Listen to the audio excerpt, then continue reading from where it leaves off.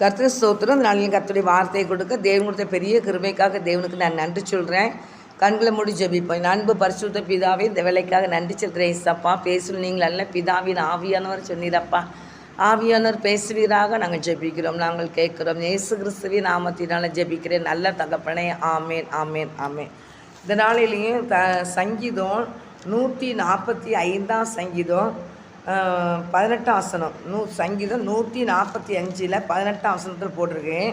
தம்மை நோக்கி கூப்பிடுகிற யாவருக்கும், உண்மையாய் தம்மை நோக்கி கூப்பிடுற யாவருக்கும் கர்த்தர் சமீபமாக இருக்கிறார் அப்படின்னு வேதவசனம் கூறுகிறது. அன்பு சகோதரி சகோதரியே, உண்மையாய் தம்மை நோக்கி கூப்பிடுற யாவருக்கும் கர்த்தர் என்ன செய்கிறார்? உண்மையாய் தம்மை நோக்கி கூப்பிடுற யாவருக்கும், எல்லாத்துக்கும் இல்லை, உண்மையாய் தம்மை நோக்கி கூப்பிடுற யாவருக்கும் கர்த்தர் எப்படி இருக்காரா? சமீபமாக இருக்கிறாருன்னு சொல்லி வேதத்தில் பார்க்குறேன். தேவ பிள்ளைகளே, ஆண்டவருங்க ரொம்ப தூரத்தில் இல்லை, ஆண்டவர் சமீபமாக நினைச்சார் இருக்கிறார்.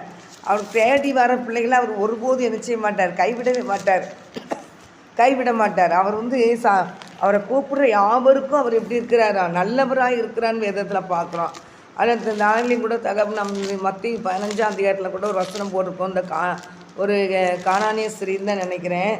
ஆமாம், அந்த கானானிய ஸ்திரீ, அதாவது 15ஆம் அதிகாரம் 22ஆம் வசனத்தில் கூட அந்த கானானிய ஸ்திரீ அவருக்கு ஆண்டவரே, தாவீதின் குமாரே எனக்கு இறங்கும் அப்படின்னு சொல்லி கூப்பிட்றா.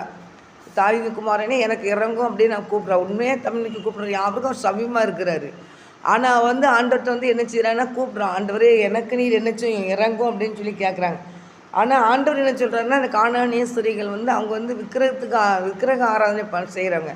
அவங்களுக்கும் ஆண்டவருக்கும் ஒரு தொடர்பே கிடையாது. அவங்க கர்த்தருடைய பிள்ளைங்க பேசப்பட அவங்க நிற்கல. ஆனால் குடும்பத்தில் ஒரு பிரச்சனைன்னு சொல்லி வரும்போது அந்த பிரச்சனை பிள்ளை சொன்னால் மகா கொடிய வேதனைப்படுகிறாளாம் பிசாசினால்.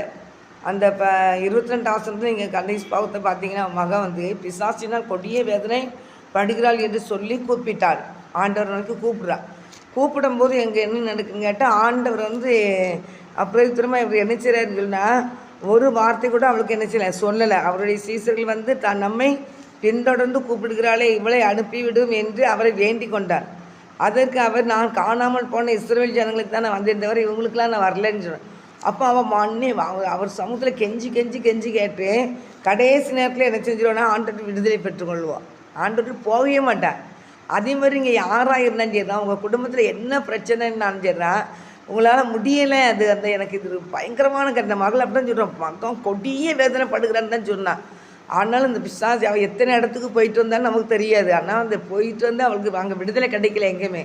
ஆனால் இவர்கிட்ட ஆண்டவர்கிட்ட விடுதலை கிடைக்கும் அப்படின்னு அவன் அறிந்ததுனால ஆண்டவர்கிட்ட அவன் அவர் சொல்கிறார், நான் இல்லை, காணாமல் இப்போ நான் இஸ்ரவேல் வீட்டார்கிட்ட அனுப்பப்பட்டேனே வச்சு மற்ற எல்லாருக்கும் எதுக்கு நான் வரல அப்படிங்கும்போது, ஆண்டவரே எனக்கு உதவி செய்யும் அவன் என்று அவரை பணிந்து கொள்கிறான். எனக்கு உதவி செய்யும், நான் இந்த இடத்துக்கு போக முடியாது, விடுதலை உங்கள்கிட்ட தான் இருக்குது ஆண்டவரே, அதனால் நீர் எனக்கு பிள்ளைக்கு நீர் இறங்கி எப்படினாலும் விடுதலை கொடுங்க ஆண்டவரேன்னு தான் அவன் கேட்குறா, கெஞ்சி நிற்கிறான் அந்த இடத்துல. அவர் அவளை நோக்கி, பிள்ளைகளின் அப்பத்தை எடுத்து நான் நாய்க்குட்டிக்கு போட மாட்டேன் அப்படிங்கிறாரு.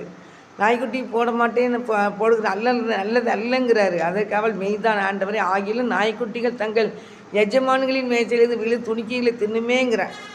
அது ஆண்டவருக்கு அவள் கெஞ்சி கெஞ்சி நிற்கும் போது அந்த இடத்துல நினைச்ச முடியல, ஆண்டவரால் விலகி போக முடியலை. ரொம்ப மன்றாடுறா. அவள் எவ்வளோ பாரத்தில் இருந்தாங்கிறது அவளுக்கு தான் தெரியும். மகளை குறித்து ராத்திரி மகளும் தூங்கியிருக்க மாட்டாங்க. அவ்வளோ பயங்கரமான கொடிய வேதனைப்படுறதுனால ஆண்டவர் விடுதலை கொடுக்குறவர், இயேசு விடுதலை கொடுக்குறவருன்னு சொல்லி அவரை பின்பற்றி அந்த விடுதலை பெற்றுக்கொள்றதுக்கு ஒரு வைராக்கியமாக நிற்க பார்த்தீங்களா? அந்த வைராக்கியம் இன்றைக்கி எல்லா பிள்ளைகளும் கர்த்தருடைய பிள்ளைகளுக்கு இருக்கணும். இன்றைக்கி பிரஜாதி மக்கள் யாராக இருந்தாலும் சரி தான். ஆனால் ஏசப்பாவுடைய சமூகத்தில் உண்மையாக அவரை நோக்கி கூப்பிடும்போது ஆண்டவர் அவங்களுக்கு விடுதலை கொடுக்குற தேவனாக தான் இருக்கிற தவிர அவங்கள விட்டு கடந்து போகவே மாட்டார் ஆண்டவர்.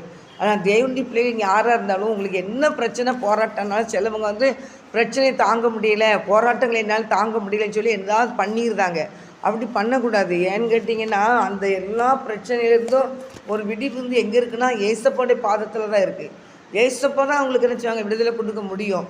அதனால தெய்வ பிள்ளைகளாக யாராக இருந்தாலும் சரி தான், நீங்கள் ஆண்டவர்கிட்ட நீங்கள் நினச்சிங்கன்னா, இயேசுவே எங்களுக்கு இறங்கும்னு சொல்லி நீங்கள் ஒவ்வொரு நாளும் நீங்கள் நினச்சிங்க ஜெபிக்கும்போது, தேவனாய் கர்த்தர் உங்களுக்கு விடுதலை கொடுக்குற தேவனாக இருப்பார். அவர் விடுதலை கொடுப்பார். எத்தனை வருஷம்னாலும் நீங்கள் நவலாதீங்க. உங்கள் ஜெபம் வந்து அங்கே ஆண்டவர் சமூகத்தில் கேட்டுக்கொண்டே இருக்கும். உங்கள் ஜெபத்துக்கு வந்து அவர் இல்லைன்னு சொல்லவே மாட்டார். ஆனால் அமைதியாக பொறுமையாக இருப்பார். என்கிட்ட நீங்கள் அவர்கிட்ட வந்து என்ன செய்வீங்கன்னா உங்கள் விசுவாசத்தை ஆண்டவர் பார்ப்பார். எப்படி சுகத்தை பெற்ற உடனே போகிறவங்களா இல்லை சுகத்தை பெற்று எனக்கு முன்னால் நிற்கிறவங்களான்னு சொல்லி ஆண்டவர் பார்ப்பார். நிறைய பேர் சுகத்தை பெற்றுட்டு போய்கிட்டே இருப்பாங்க.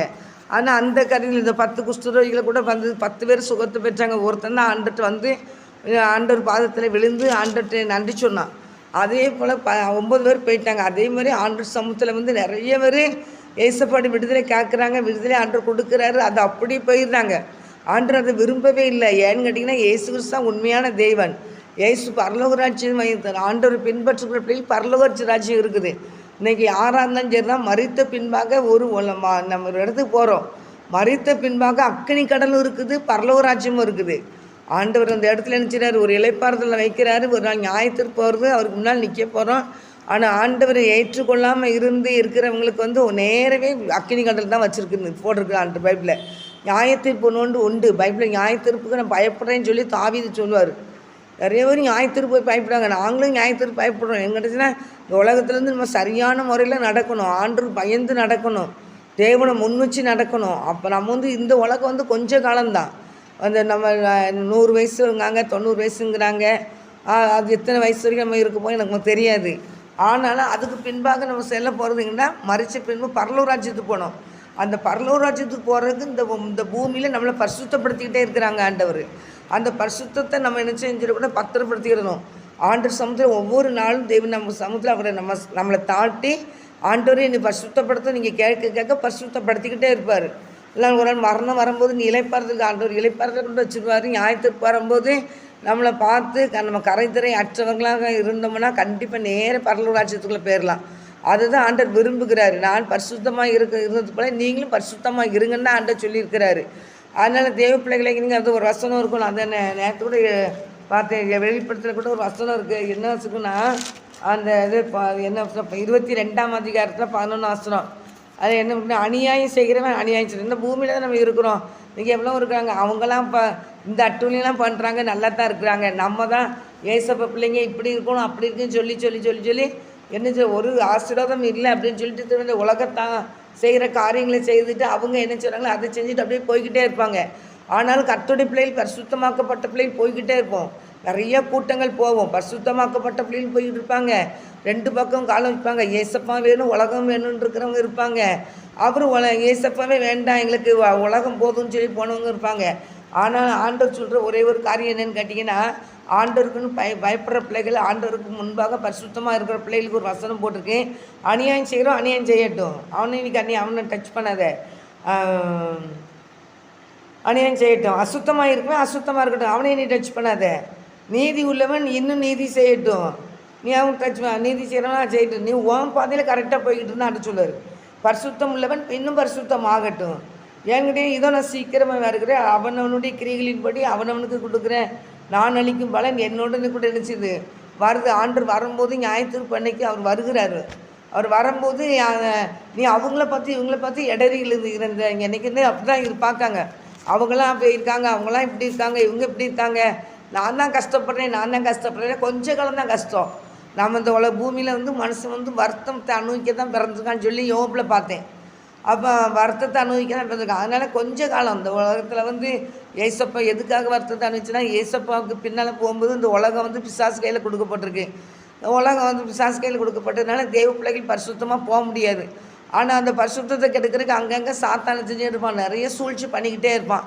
எதையுமே பார்க்காம அவன் பாட்டுக்கு அவன் என்னென்ன செய்யறானோ செஞ்சுட்டு போய்கிட்டே இருக்கட்டும், நீ அதை பார்க்காத, என்னையை மாத்திரம் பாருன்னு ஆண்டவர் சொல்லி இருக்கிறாரு.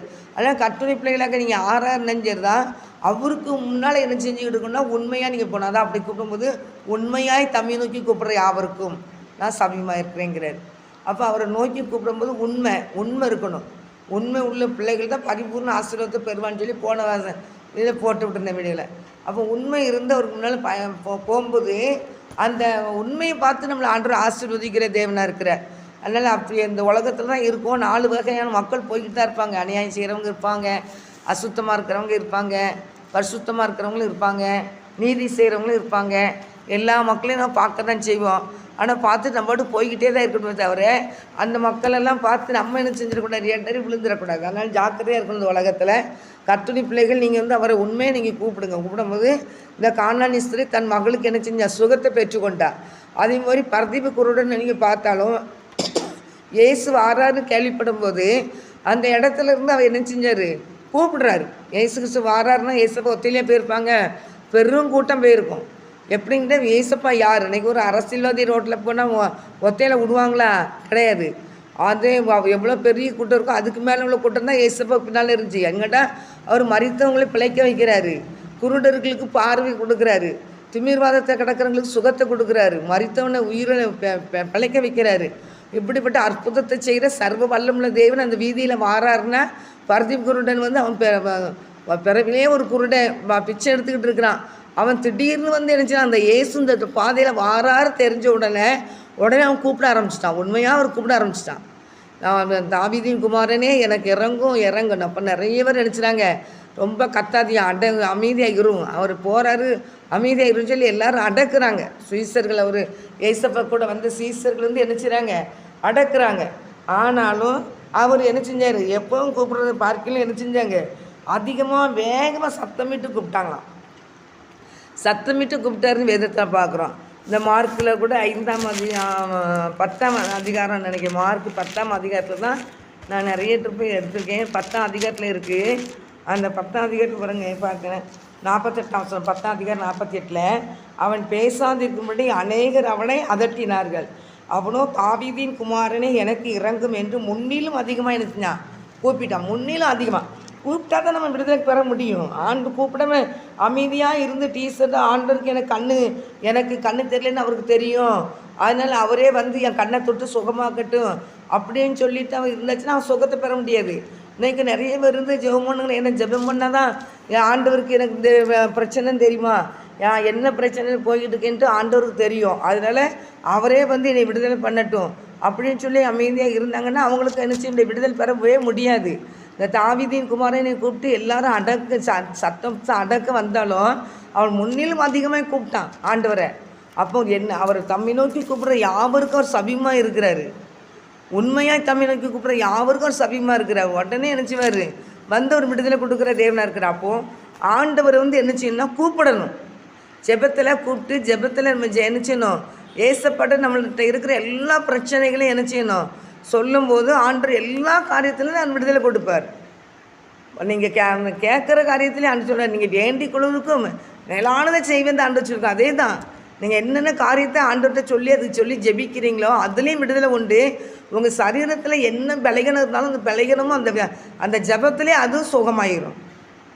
அதனால் பலகீனமாக இருக்குன்னு சொல்லி டாக்டர்கிட்ட போய் மருந்து மாத்திரை சாப்பிட்டு ஆகிறாங்க. நீங்கள் கர்த்தருடைய பிள்ளைகள் உண்மையாக இருந்தீங்கன்னா தேவ சமுதிரம் வச்சு ஜெபிங்க. இந்த காரியமும் எப்பேற்பட்ட பிரச்சனையிலேருந்து ஆண்டவர் நினச்சிவார் விடுதலை கொடுப்பார்.